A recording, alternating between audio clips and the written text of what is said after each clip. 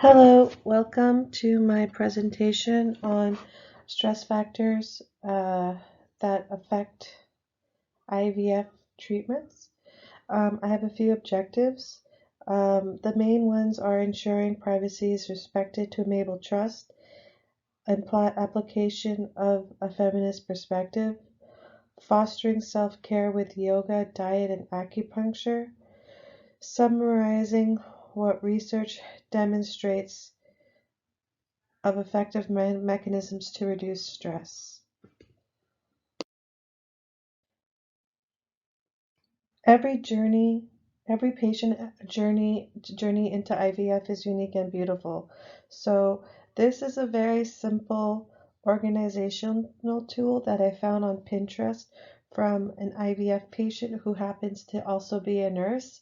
And this is something that she shared for everyone to be used because it helped her cope with the stress of planning and organizing her routines and making sure she was on everything was updated correctly. And I think this is something that we can learn as nurses and as people who need everything to be flowing in an organized manner in order to get the the outcome that we want, which is a successful IVF implantation resulting into a pregnancy. So here is also another image of how someone receiving IVF uh, maintains optimistic attitude and is you see that she has all her organizational notes, she has her alcohol swab, she has her safety disposal syringes, and it creates organization into this chaos. And this was also taken from Pinterest, from the same nurse slash patient who eventually did have a successful IVF implantation and has a very healthy child now.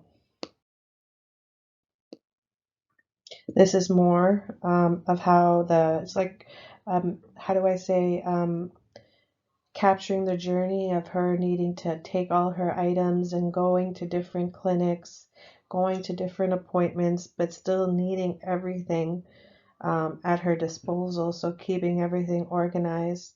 And this is an important part of, I believe, any patient's challenges, where it is trying to do IVF, IUI, any type of fertility treatments.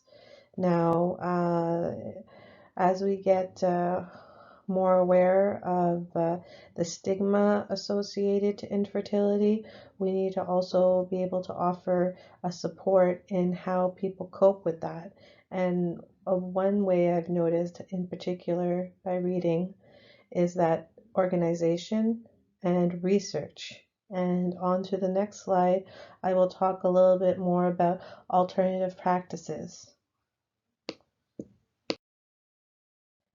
So this slide, it was taken by a very social media friendly acupuncturist, and he made these really neat designs, but I found them interesting and really very easy for everyone to understand how calmness, meditation, all of this has positive outcomes. And in the end, as you can see by the number 3, increasing pregnancy rates, because feeling depressed, feeling anxious, all of this is related to one another. And a lot of the research that I have found had seen that the hormones are directly affected by the stress response in fertility. So this is why it's highly recommended at before IVF treatments, or on the day before they take the egg, they highly recommend to go see an acupuncturist prior.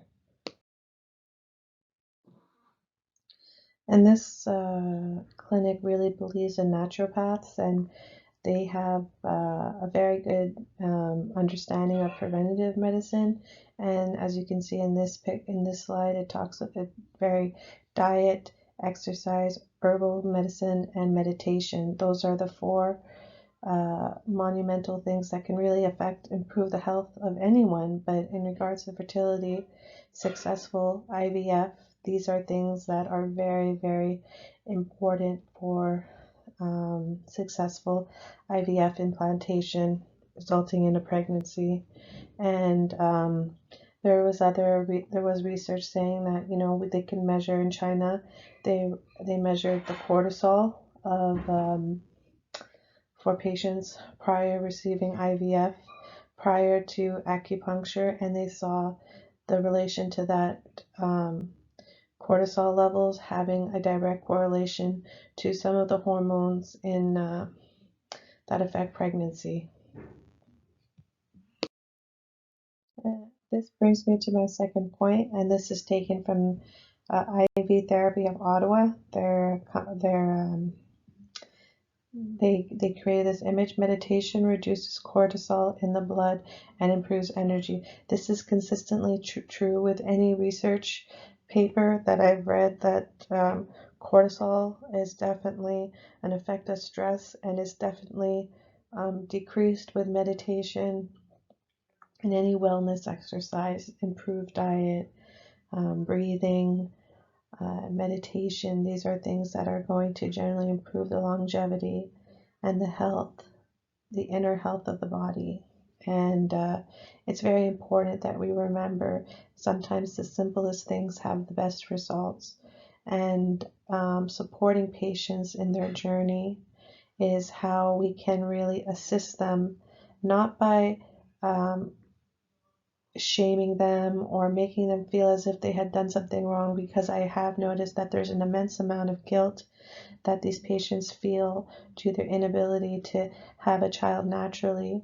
We need to, it kind of takes away a little bit of their womanhood in this process as well, and that we can apply a feminist perspective in examining how this science of fertility can empower women and make them understand the science behind stress management and supporting each other through non-invasive mechanisms such as acupuncture, meditation, yoga, and diet. These are all things that we can facilitate and empower the population. Thank you for everyone watching this video. This is my first time making a YouTube video like this for school.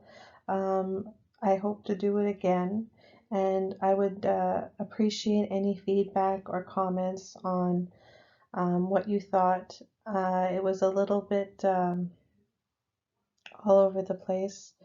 I'm learning, so if you have any tips, specifically editing and formatting, I would greatly appreciate it.